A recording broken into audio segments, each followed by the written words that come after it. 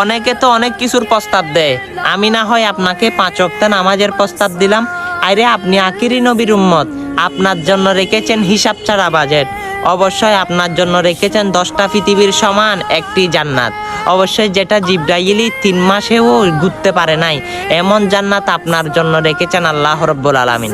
মসজিদে যখন যান তখন সামনের পা মসজিদে দেন, পিছনের পা তোলার আগে আগে আপনার জীবনের সমস্ত জীবনের গুনাহ মাফ করে দেয়।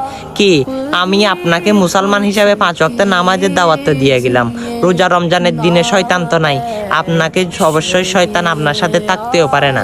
অবশ্যই আপনি চাইলে নামাজের দাওয়াতটা সকল মুসলমানের কাছে শেয়ার করে জানিয়ে দিতে পারেন।